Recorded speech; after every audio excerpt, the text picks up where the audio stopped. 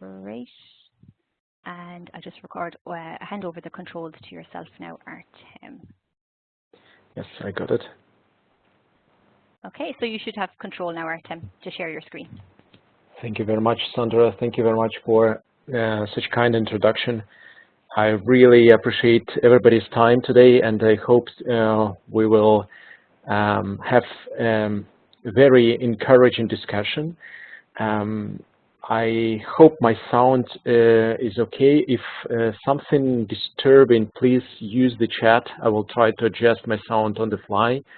And we will definitely find the opportunity that everybody will enjoy the session today.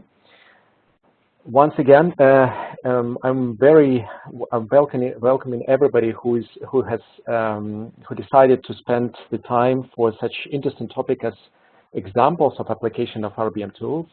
I must say this is a topic for already advanced users in RBM. I assume that everybody from today's participants have at least vague idea what RBM is, what risk means, what does it bring, and what motivation companies have in application of RBM in their clinical trials. We will be speaking about such important topics as regulatory background in order to have goal what RBM tools, for example, have to fulfill and how to select the proper RBM tool for your needs. I will try to bring my experience and provide some differences. How can you distinguish between RBM vendors today? How can you orientate yourself? Because every RBM vendor has different focus, and I assume that pharma companies have difficulties today now to select the proper one. We will be speaking about some evolutionary development within companies in regards to RBM tools. So what companies are usually starting with, how they progress, and what is actually the main goal that companies have, and how they can measure their success. We will be speaking about such interesting topics like risk assessment and identification. I will bring some insights, examples, for example, how to calculate IPD score, what quality tolerance limits are, how to measure them, how to set up the thresholds, what key arrays to select and how to select them properly. And last but not least, we will be asking the question, can RBM influence the data quality and patient safety inversely? I think this is a very important topic or this is an important question to ask before you start implementing risk-based monitoring within your organization. And what results that might bring, so implementing RBM with automatized tools, how to measure the results, how to measure success, and see if you achieve the goals. So this is a very brief overview of topics we are going to cover today. And I hope that the selection of topics is quite intriguing and interesting for everybody. And I really incentivize or ask you to ask questions and use chat for that. And I will reserve time at the end of the webinar to address the questions. And for those who will be patient enough to sit till the end of the webinar, I must say that I'm happy to provide a certificate of attendance for those who require that.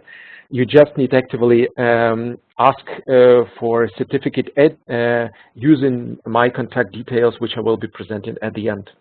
So if you require a certificate for the company or whatever, ask for this, and I will issue one. So let's begin, and I hope that every day I'm coming to work, I dream to make clinical trials safer. And safety is the other side of the risk. But what is the risk? Once Irvin Fisher said, risk varies inversely with knowledge.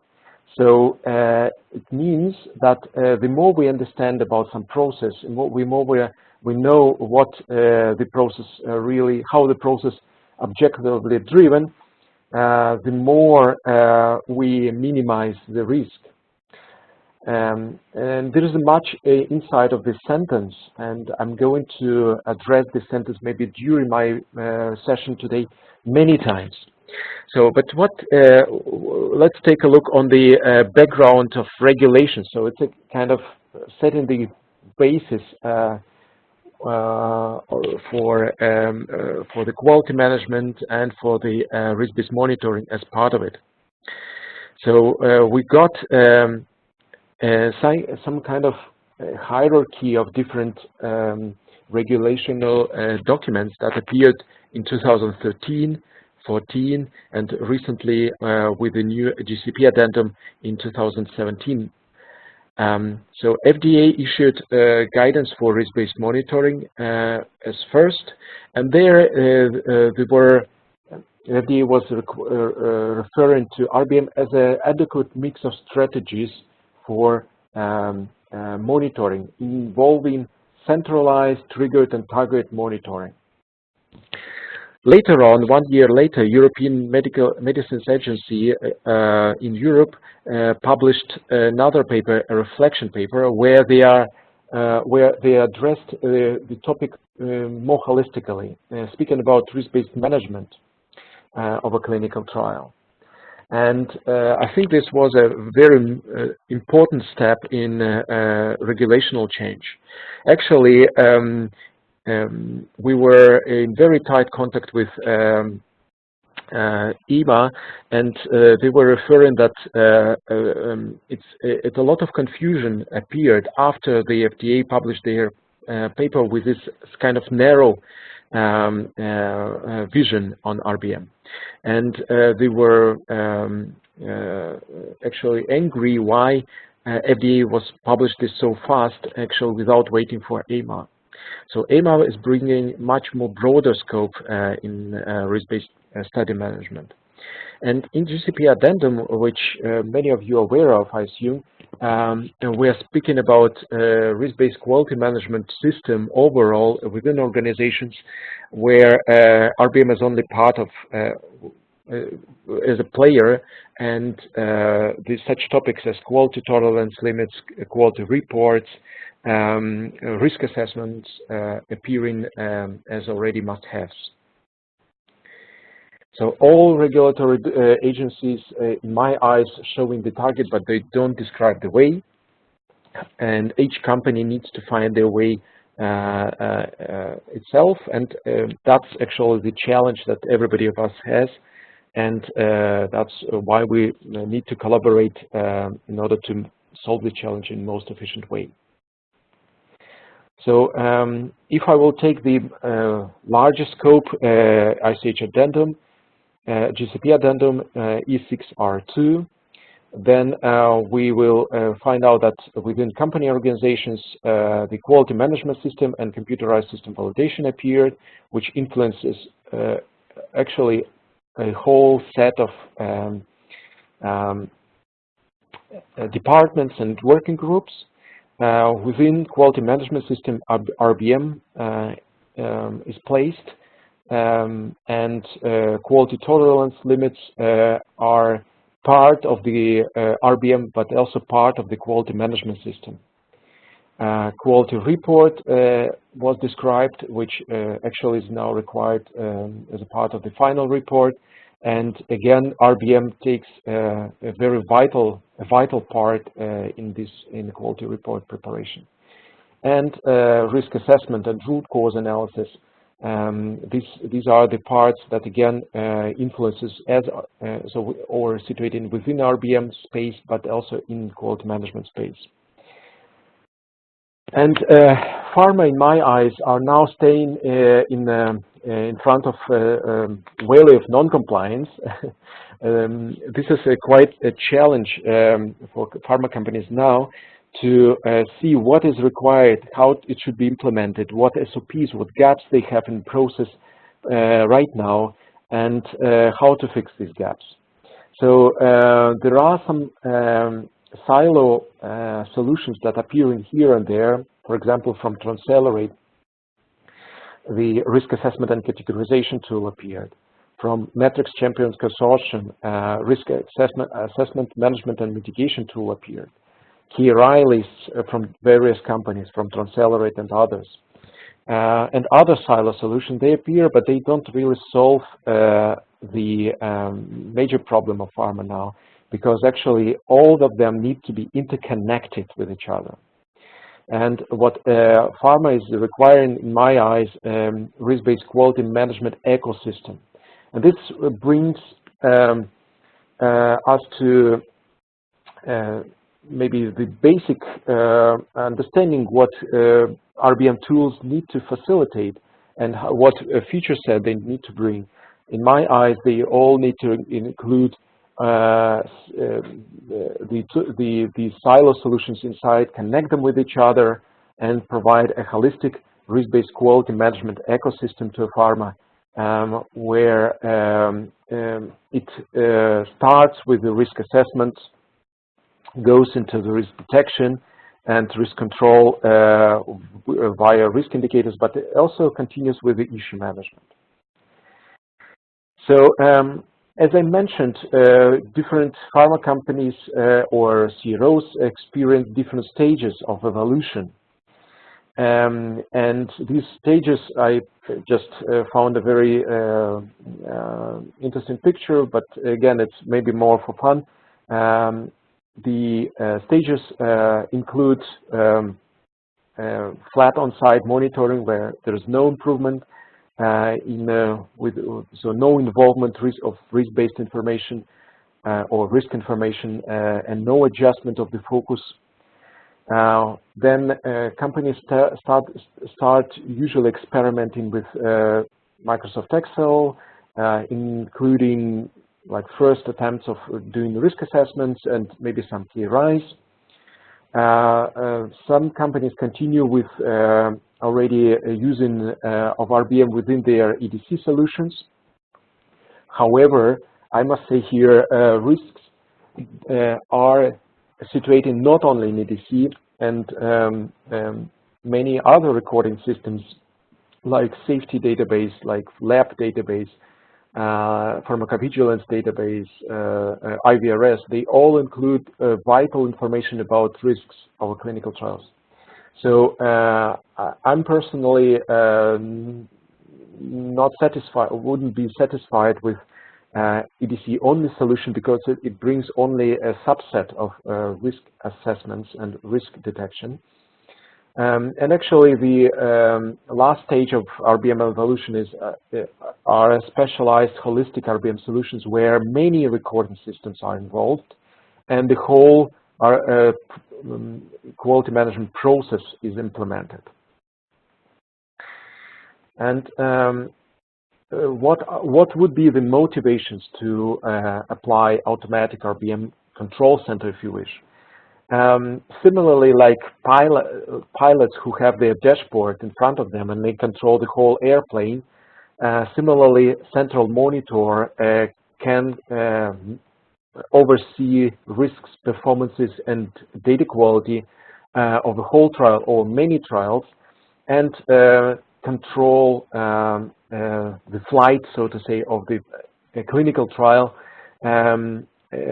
get information from operations actually immediately. So that would require, of course, the connection to various recording systems, but also continuous grabbing of the data and continuous checking of all risk indicators.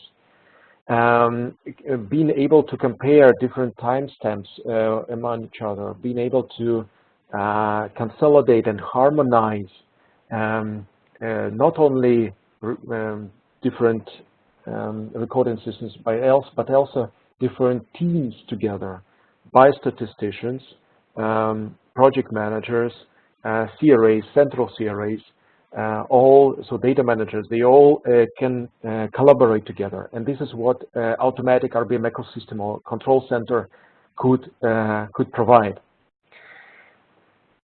This will decrease the data defects, increase transparency of decisions, and offer infrastructure to eliminate issues very quick and efficiently. Centralize risk-relevant information, and all these benefits are becoming obvious already after 2 or 3 clinical trials where company gets enough experience of application of such control center. But what actually this control system needs to include? What holistic risk-based quality management system actually means? If you would study GCP addendum, you would find out certain steps that are directly mentioned and needed to be fulfilled. And these steps are summarized on this graph, where we speak about clinical protocol assessment before a study starts, based on the experience and risks, how to reduce the risks already covered in the protocol. We can continue thinking what can go wrong in our clinical trials and documenting that. So risk identification, risk assessment. And have information about quantification of risks would be very beneficial here. But for that, you would require already historical information from previous trials, usually. It's important to understand that risk assessments in generally suffer from subjectivity. So the main challenge of risk assessment is to reduce subjectivity and be able to assess the risks objectively and focus on those risks that are really matter. So how to do that?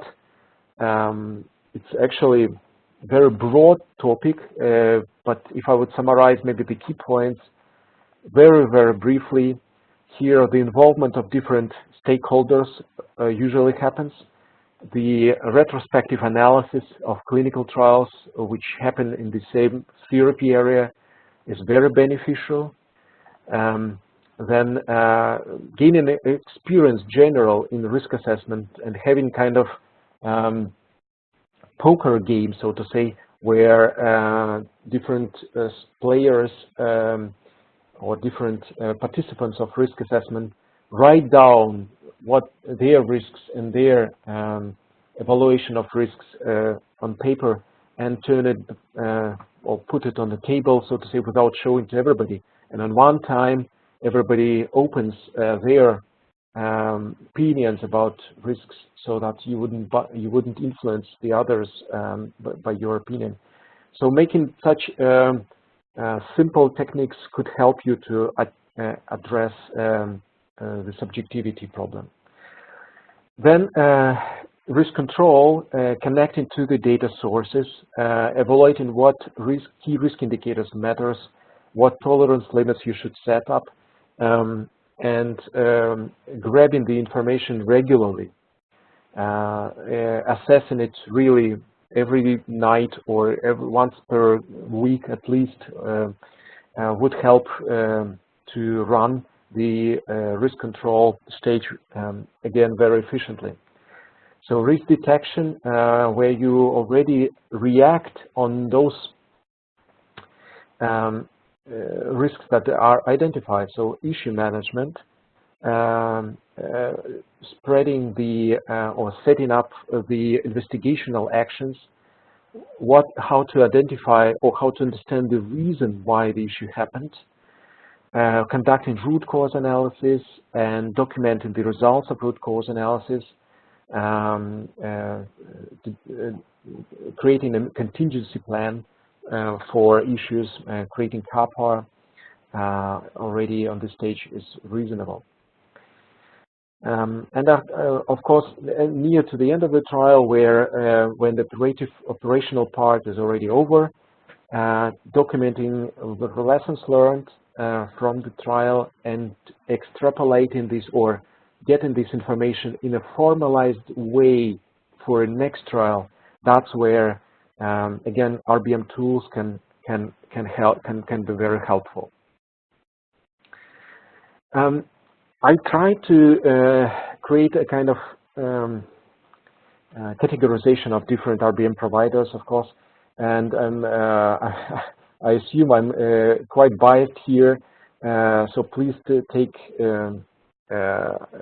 see this graph. But also, I think the important point here is what categories you could choose for categorization of different providers. And I've chosen such category like companies which are focused on RBM and general analytics companies, and those who are more dependent in the overall process, and those who are staying independent. Why I've chosen these two properties? First of all, I think that, for example, the dependence and being involved in the data acquisition is some aspect that can influence the assessment of risks. So just because of that, in other industries, for example, such organizations like Fitch or Standard & Poor's, so classical rankings agencies, they are not involved, or they are even not allowed to be involved in any businesses that they assess. And this is made by law, and so it's not because of, so there's a very important ground here. So as being biased with involvement or having conflict of interests, in my eyes, could be crucial for risk assessments. Those companies who are more focused on RBM, like Bioclinica, Icon, CluePoints, and of course Cyntegrity, they can dedicate more time to polishing aspects and details, of course, of RBM, and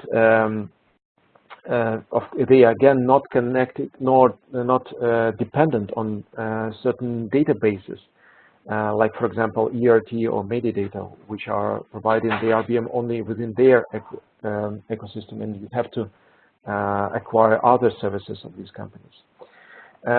Such companies like JReview and TIPCA Spotfire, they are classical general analytics software. For example, JReview is very commonly known for patient profile analysis. They could be complementary to such control centers, what I was meaning in the beginning. So the important point here is when you address requirements, or when you summarize what you want to achieve with RBM overall and with automatic tools, be sure that you understand the differences of different companies and different offers. And I would suggest to ask companies to make a retrospective analysis of one clinical trial and see the differences. So that, in my eyes, is the most objective way of assessing, and like conduct a workshop with each of the vendor and see how they approach the topic. It will demand some time, but believe me, this time will be much more efficiently invested as, for example, going with one provider and then choosing another provider, switching if you will be not satisfied.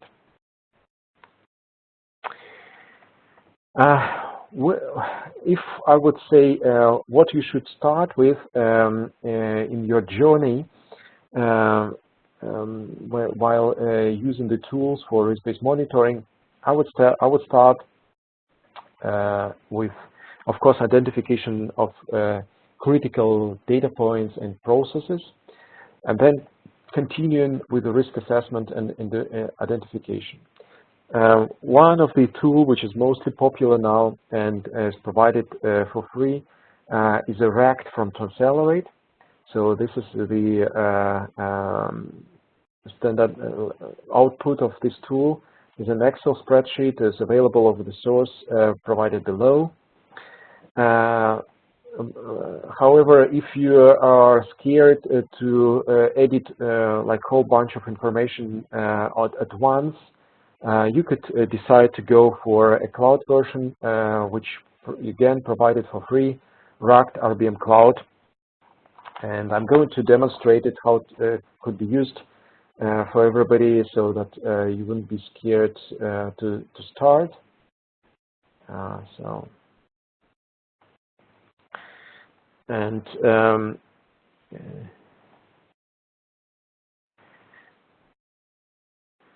So the cloud version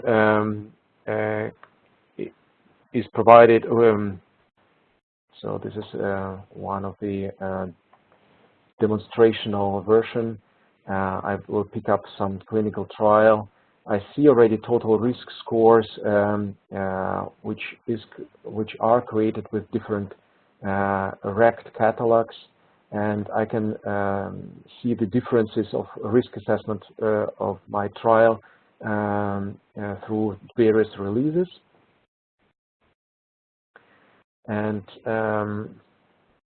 so when I create a new draft of risk assessment and start editing the draft, I see all the categories of transcelerate, and I could go through the question by question and select impact, probability, and detectability. Of course, document the mitigation actions, document the rationale for risk assessment, and already select in what functional plans I'm going to address this risk. So this is a solution which is available for everybody at the link Rugged RBM Cloud. It's totally free, and we're not going to make it commercial. So you can start using it from any time, and we provide support if required for this part.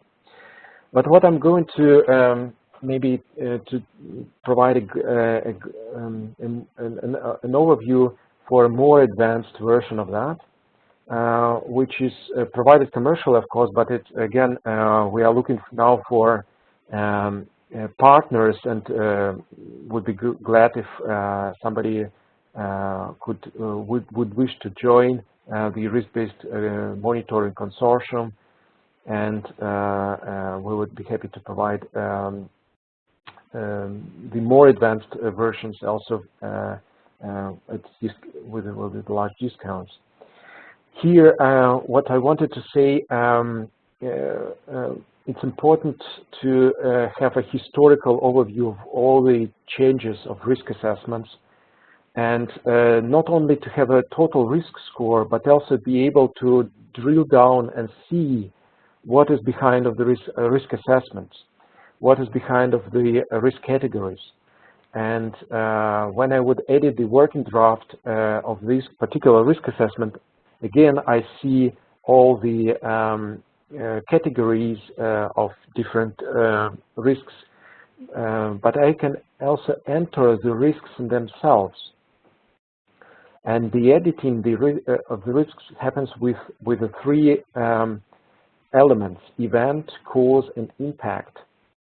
This is much more holistic and much more advanced way of dealing with the risks as only answering the questions provided by transcelerate, because you could address the events. You could assess the probabilities of these events quite formally. You provide mitigation actions to address the cause, and you would see the impact, for example, like study termination, that immediately can you could assess it as a high impact. So you could see what is set in the impact, and then immediately infer what level of the impact you should choose. So in my eyes, the documenting of risks in such a way is much more advanced as simply way suggested by Transcelerate. And I would advise doing it this way to everybody who's doing the risk assessments. As you remember, next step is in documenting here is already a vital part. So you start thinking what can go wrong in clinical trial. But next is to, first of all, to document whatever what is done, maybe disable some questions if they are not relevant, add another risks in the context of one question if there are any, and continue with the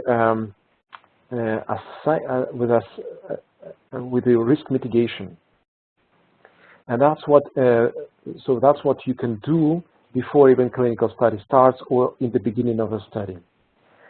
Many of the risks tend to materialize near to the second half or near to the end of the study, especially critical ones. So you could do a lot in the beginning. You could do a lot before study starts. And in order to make it really efficiently, you need to connect those risks that you identified to the mitigation actions. For example, here, if unblinding happens due to packaging flows, then a patient safety problems may result. So this is a risk we identified in our risk identification phase. We got assessment of that, so its impact is probability is quite high. Then we connect to the mitigation goals and make some notes and document the study plans, put the responsible person, and also set up how many times we need to review this mitigation plan.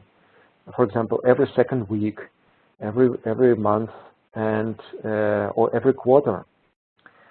And we should document what is done in regards of this mitigation plan. So we need to put some review of the mitigations.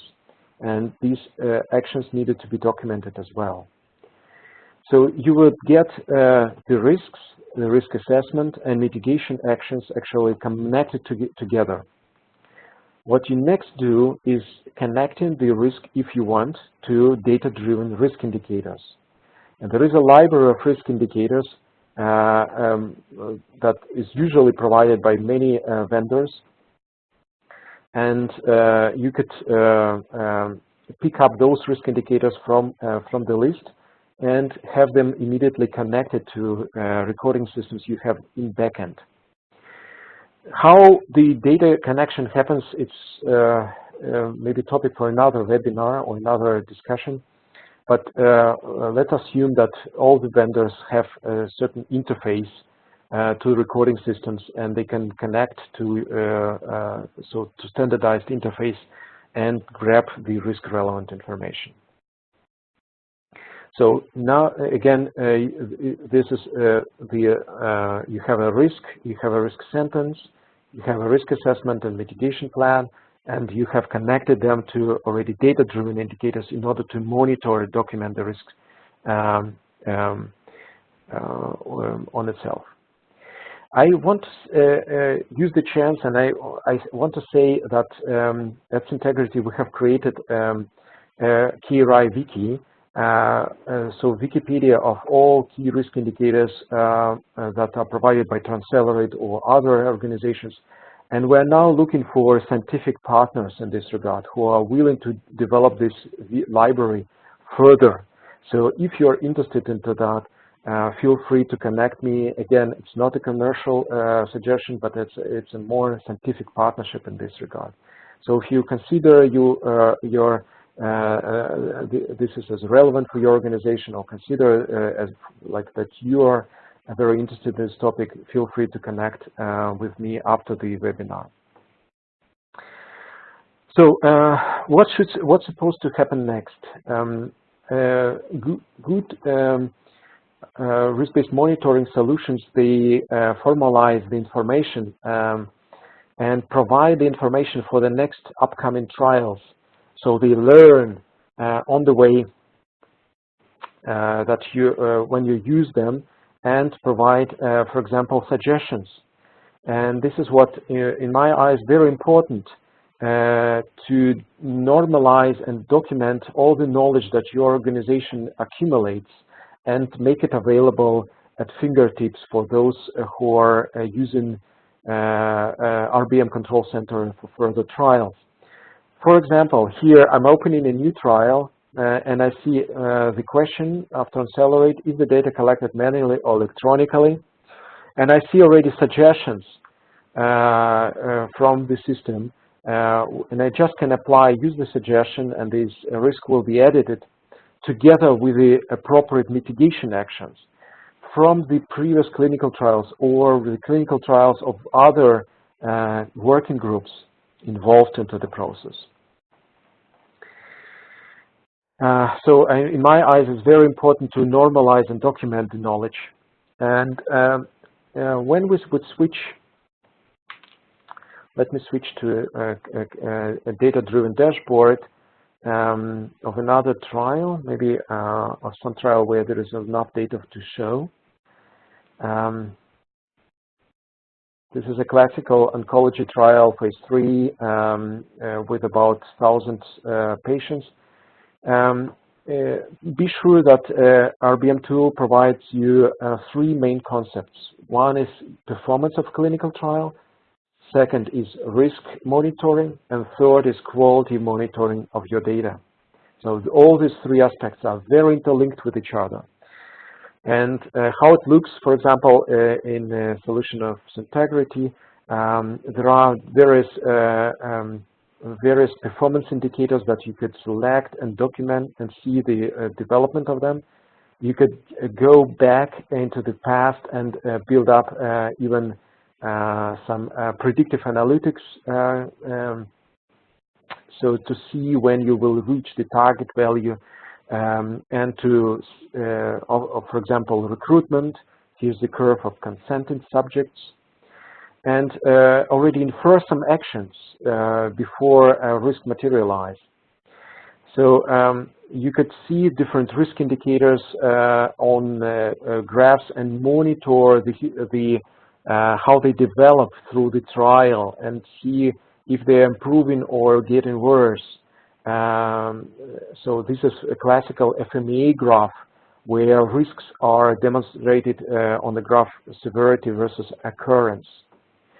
So this is again, in my eyes, very important information, so you can monitor the trending and the historical development and the speed of those risk indicators that get materialized pretty fast.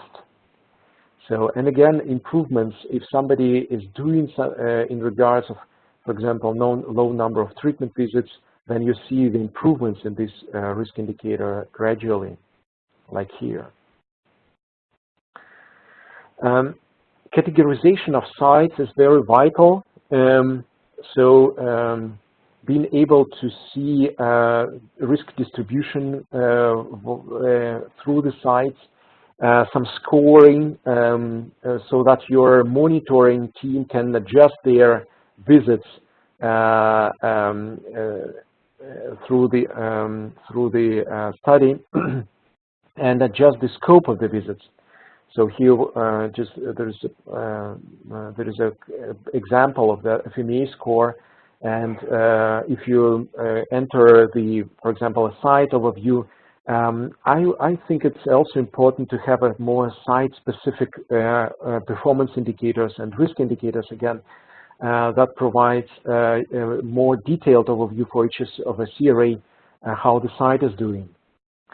Of course, an important aspect of RBM is to focus on systematic errors.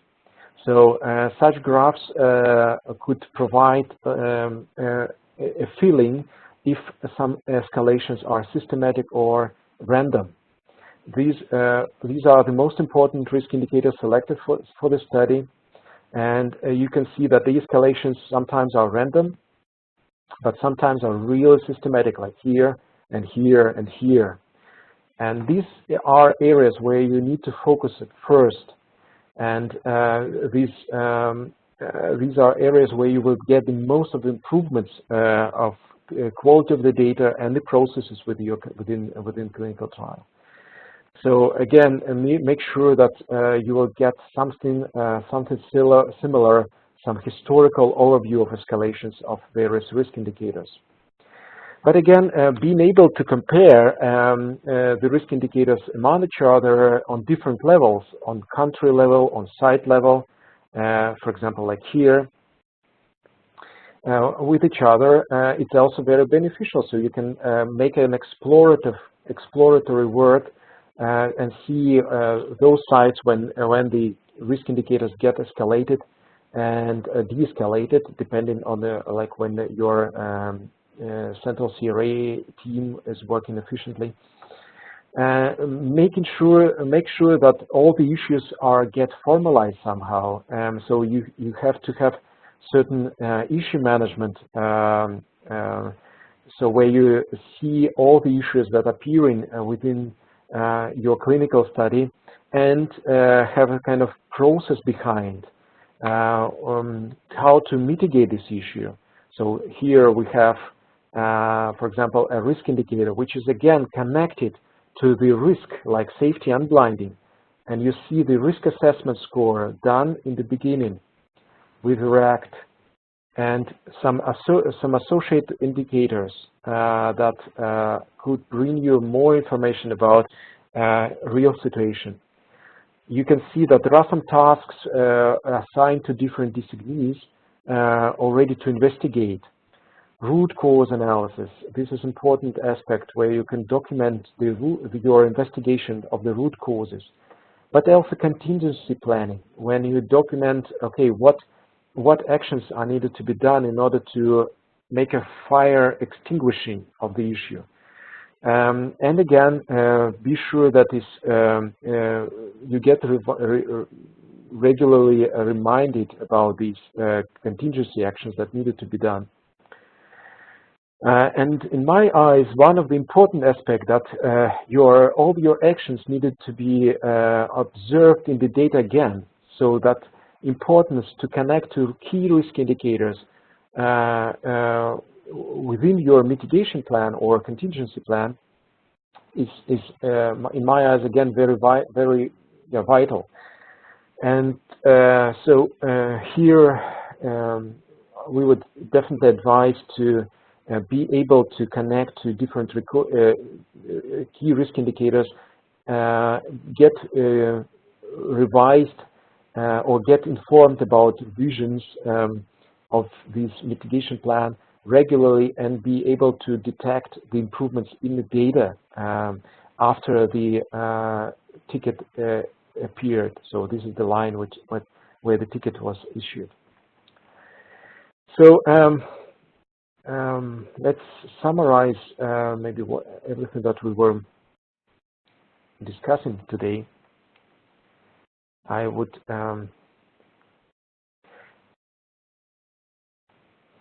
I need to, for the sake of time, I will skip some slides which I've demonstrated live already.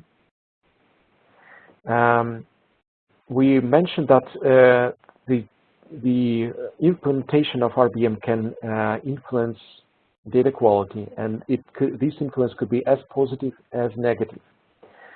Why it happens? The changes of the processes that are required together with risk-based monitoring, but also risk-based quality management, is always demanding certain experience. And this experience could be introduced through, for example, some consultancy, some external employees or external coworkers. But if you explore this path yourself on your own, be sure that you will make some mistakes and you will need to correct them. And this is absolutely normal. We see this path actually in every company which decided to implement RBM. And we are happy to provide even a free assessment of your protocol if you wish, provide some tips and pieces of advice in regards to how to make the protocol more risk-based. Again, just feel free to contact me after the webinar, then we will discuss it. Make sure that you focus on systematic errors overall, and then at the end you will get such results that are measurable. And the documentation of the results could be done with certain KPIs, key performance indicators. For example, how many protocol deviations or data quality improvement, how many number of queries you have now, comparing to the number of queries per site or per patient, that is the ratio improved after introducing RBM. Frequency of on-site visits should reduce. Adverse event reporting rates should be more consistent. Site audit findings should go down. Reduction of loss to follow-up overall as a result of site engagement. So make sure that you measure the results and make sure that these results get communicated within your team, so that everybody gets the important success stories. So you will get a more optimized site monitoring, focused not only in the frequency of visits, but also in the scope of visits. So your scope so the CRAs get more prepared for the visit based on the objective data assessments. So, of course, focusing on high-risk sites would optimize the data quality overall. So the data quality becomes much more clean, so to say. You would reduce the data anomalies by reducing the sources of these anomalies. And of course, so that of course influences the overall study confidence intervals and statistical significance, and provides the opportunity to reach statistical significance with a lower number of patients. You would get continuous improvement through ongoing learning, and I showed a couple of examples of that, grabbing the risk information, mitigation actions, contingency actions, and that's all could be incorporated in such RBM control centers, and you start next trial already from the experience of a previous one. So you continuously improve, and this is absolutely essential for bigger organizations in my eyes, for those who are doing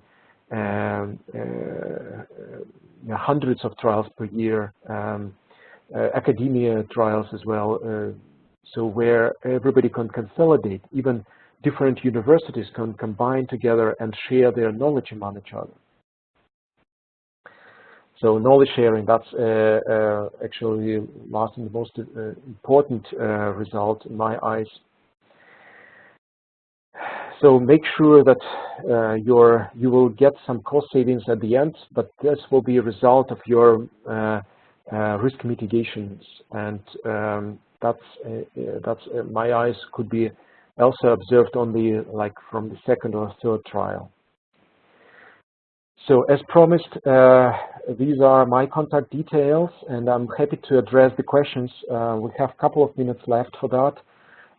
Feel free to contact me for if you have a desire to join scientific collaboration in regards of key risk indicators, in regards of developing of RBM to further stages. If you wish to share some feedback, and I request a certificate, and I would be happy to provide a certificate for today's webinar. So That's great. Thank you so much, Artem. Sandra here again. Thank you so much for that insightful and practical webinar. We certainly had a great turnout throughout the webinar, and I know we have plenty of questions. So before I pass over to my colleague, Rachel Lee, who is going to, she's been collating the questions as the webinar has progressed, and she's going to pitch them to you now shortly, Artem, if that's okay. I just want to see if I can bring in another colleague of ours. So Rachel Lee is a PhD student with the network who's helping me in the webinar series, and we also have Caroline Hurley, who I know you're familiar with, Artem, in UCC, and I can credit Caroline with bringing risk-based monitoring to certainly our attention here in the HRB TMRN. She is almost near completion, I believe. I hope you don't mind me saying that, Caroline. Her PhD, the title of which was on risk-adapted approaches to clinical trial monitoring. So I'm just going to see if I can bring her in on the audio. We didn't rehearse bringing Caroline in on the audio. Yeah. Caroline, can you hear me? Yeah, I can hear you. Can you hear me? Great, thank you. Yeah, no, I just said I'd bring Caroline in to maybe join the discussion, Artem, or just to see if she's any questions herself that she can pitch in. And I'm just going to bring in Rachel now also, who will go ahead with the other questions that the attendees, which I believe were from all over Europe actually, have pitched in as well. Rachel, are you? Yeah, hi. Great, we have Rachel as well. So maybe, Caroline, do you want to kick off with any comments or questions? And then Rachel, do you want to follow up with the questions from the delegates, the attendees? Yeah. Hi, everyone. Hi, Artem. Hope you're well. I suppose maybe just one comment around risk-based monitoring, and maybe a bit of a misconception, is that risk-based monitoring means reduced monitoring. Because I suppose just from doing my PhD, I would think risk-based monitoring really means justified monitoring. That it's a kind of a process to allow you to justify why you decide to do on-site monitoring, centralized monitoring, and some source data verification. I think this idea that risk-based monitoring means that we can reduce the level of monitoring on a study is maybe not accurate, and I think this might cause some confusion around how risk-based monitoring will be adopted into different organizations. That's just probably just a comment I have on risk-based monitoring. And I also think the idea of shared knowledge is really important, because I suppose ICH GCP only came into effect in June. So risk-based monitoring is very new. I think especially in academia, we can all really learn from each other. So they're just some comments. Yeah. Thank you. Thank you, Caroline. I'm very thankful for that you addressed this topic or this point. My personal opinion is that RBM is not reduced monitoring. It could influence the focus of CRAs and central CRAs, of course. However, it's not the purpose. The purpose is that you start making decisions with risks in mind. Your clinical trial gets more predictable. So this is the main advantage and the main purpose why regulatory advised to apply these risk-based concepts. You could use the information more for optimization of your on-site visit and scope of the visit, which is, I think it's even more important than only on-site visit schedule. But it's not the main advantage. Again, the main advantage is more predictable studies, more at the end, actually, you would get the studies which start and end exactly at the time point when you decided them to start and end, and with the budget actually that you decided to have. So for that, you need to analyze what can go wrong. You need to control what can go wrong in order to reduce the impact, and do some actions as soon as possible when something went wrong. Thank you for that, Artem. I might just go ahead with a few of the questions that came through. Thank you for the talk. It was really very interesting. I know a lot more about risk-based monitoring now. One of the first questions that came in was, how do we quantify the risks once identified from the protocol? Yeah. What would be the different ways of doing that? It's a large challenge, I would say it this way. There are many strategies in this regard. One strategy is to do a retrospective analysis of similar trials if the data is available, and to see how often some event get materialized in this previous trial. So you see how often it happens. This will bring you already some quantificational opinion. Data-driven opinion. then you could do a simulation, for example, using the Monte Carlo simulation, which is again very useful tool for that. And again, this may be another webinar needed to speak how to apply that. And last but not least, I would advise to measure at certain, for example, during the trial, some mean values, and simply decide from what tolerance limits certain metrics should develop, and then adjust the risk assessments on the flight of your trial. So it's also an adaptive way of doing risk assessments. So you start with your opinion, and then you adjust the more you get information about your trial. So this is how I would advise to approach this. But again, it's very, very complicated topic, how to quantify the risks. Okay, thank you very much. A second question from Ilyas Ali. What is patient profile analysis, and how is this important? And at what stage do we need to consider this? This is, I know that sometimes patient profile analysis is involved in the RBM, but just the risk assessment overall, it could be done on different levels. So the first level, for example, could be country or study program, then study, site, patient, maybe central lab. So these are different levels on what risks can happen. And patient profile assessment brings you the overview about the risk on the patient level. So you can drill down to a real patient and see, for example, if data manipulation or, for example, something data issue happened with this patient. However, this exercise developed or has been developing in the clinical studies already for a long time and used already not only for risk assessment, but also for example, some medical assessments or medical risks, if you wish, as well.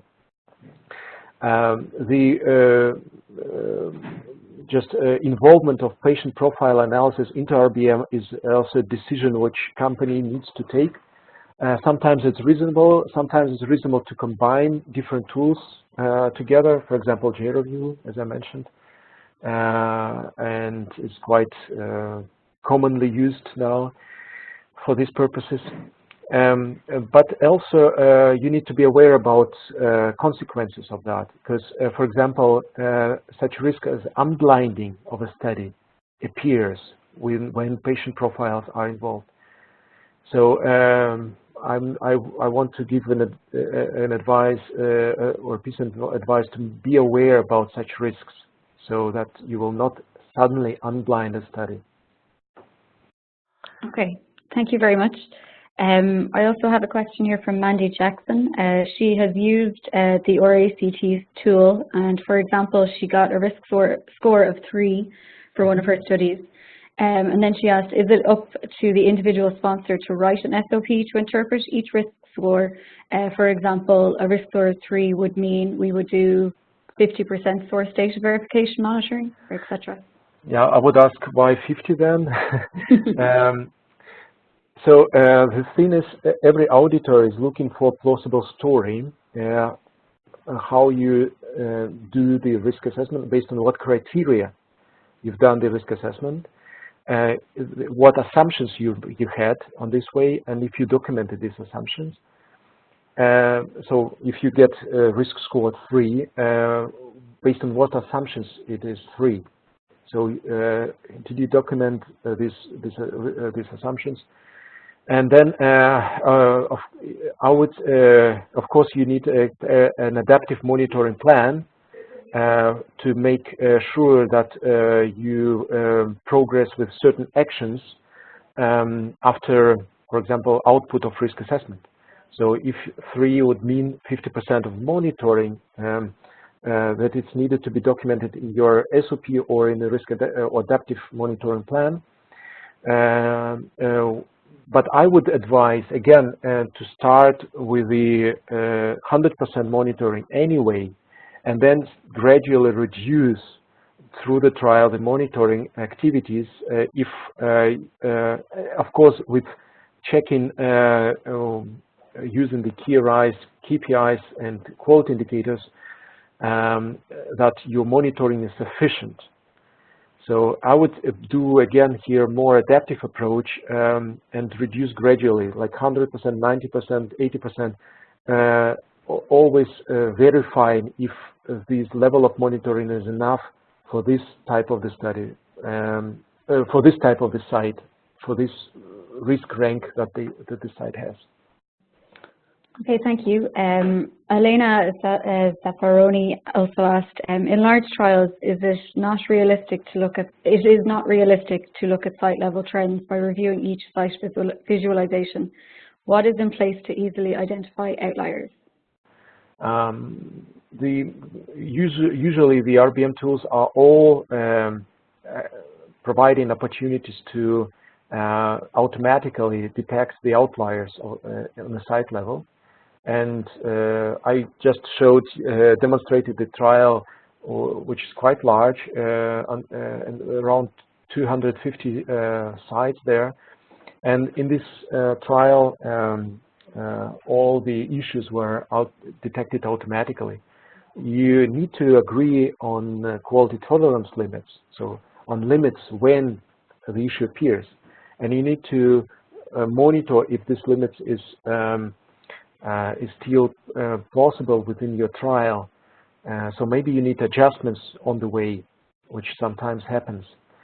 But again, these adjustments needed to be documented so that auditors will know when and how and why actually your decisions were taken in this or that way during the trial.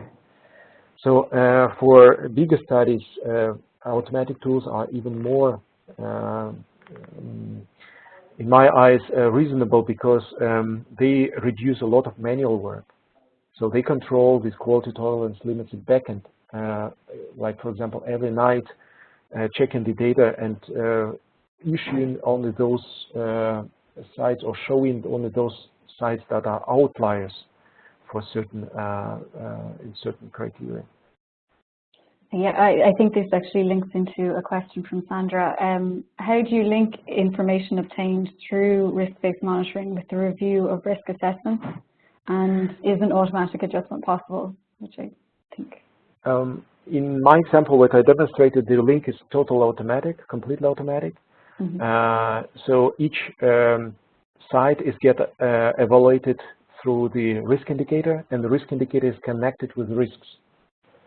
And this is important to understand that every risk indicator needs to be aimed, so to say, or connected with the risk, and it has certain grade of connection. So sometimes not one indicator is enough, but maybe a combination of indicators is required. So, for example, some indicators are more predictable than others.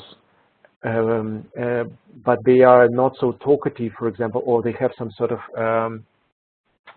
some gaps, for example. So you need to combine several risk indicators to control the risk holistically, and you need to validate this linkage. What is the linkage between the risk which you want to identify, detect, and the risk indicator that you've chosen? So again, documenting the assumptions is very vital, that auditors is willing to know why you have selected this risk indicator, not another, and how did you configure the thresholds, what is the assumption of your threshold configuration, and why this is this threshold setting that you've chosen, why not another. So that's all, it's possibility of your decisions, is that what get verified by auditor. And so the decisions are essentially made based on the protocol, and then you input the inputs into the risk-based monitoring software, and that calculates it automatically, is it? Protocol is very important document in this chain, but other, for example, other information is important. Each company has risk tolerance, let's put this way, or risk appetite.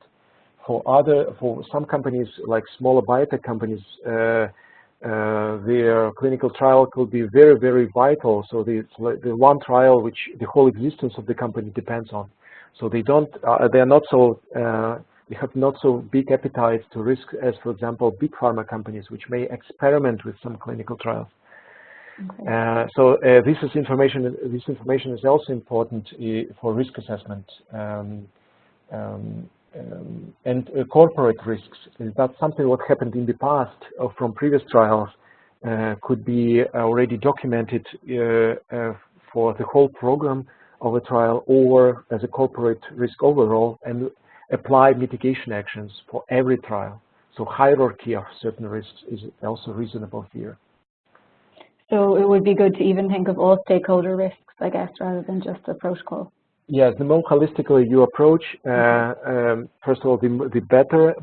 However, you need to focus only on those risks that really matters. You will get maybe after risk assessment more than 100 of different risks for bigger trial, but you need to control only, for example, 20 of them. Just because, again, focused approach is also reasonable in RBM as everywhere, and this is one of the pitfalls that usually unexperienced companies do start control something which is not so important and disturb their time or get some disturbance. And within the RBM software, is there a way to grade each risk, importance-wise, or? Yes. So this is the risk identification. Actually, you create the risk, you identify what can go wrong, and this is your document. And that's what I showed with the event, cause, and impact. So that's exactly what I advise. Documented in this way, then you would get immediately information for further steps. Okay. And just a final question then from Michael Phillips. What conflict of interest do you think exists when a CRO is contracted by a sponsor to monitor a clinical trial and uses a risk-based approach in compliance with ICH E.6? I would say there is a conflict of interest. What conflict of interest? It's maybe it's a very hard question. It could be different in different situations. But imagine, well, if CRO, for example, makes some sloppy work and is not willing to demonstrate this to sponsor, making their or having under control their RBM solution and their RBM reports, they would hide certain errors if something appears. I know many situations like that. It doesn't mean that every CRO is not doing or doing some sort of problems or mistakes. I think the important here to understand is that CRO is get evaluated as well, get assessed as well. It's not only sites' works, it's also CRO's work. How they do site initiation, how they do actually the preparation and controlling, interim analysis. So a lot of things get evaluated as well. And the risks are get understood differently by CRO and by sponsor. Because if you are an owner of a trial like sponsor, then your tolerance to risk is different to the tolerance of CROs. So this is, I don't want to come into discussion what bias or what conflict of interest may appear. I just want to say there is a conflict of interest, and it could be critical or less critical depending on experience and, of course, internal organization of a CRO. But according to my experience working with many pharma companies, we saw that sometimes the reports provided are very were adjusted in such a way that only good, positive information is provided to sponsor, and nothing what is connected with the problems. Okay, it sounds like it's a complex enough issue. I did say it was the last question, but a few more have actually come in. Annie has asked, can you give an example of using several KRIs rather than one to deal with the risk more effectively? One simple example for a clinical trial, if you could. That's good point. Let me think about it. Usually, the problems which are connected with loss to follow-up, for example, issues, are connected overall with site engagement or staff turnover. And this is where, for example, site engagement is also could be measured, by the way. So this is where we could connect, for example, a risk indicator for site engagement and for site turnover. Site turnover and, for example, loss to follow-up of patients. So it could provide you more information during the analysis why this risk got materialized. So this is like one example, but I'm sure that there are many others. Safety issues very commonly are connected with overall performance of a site.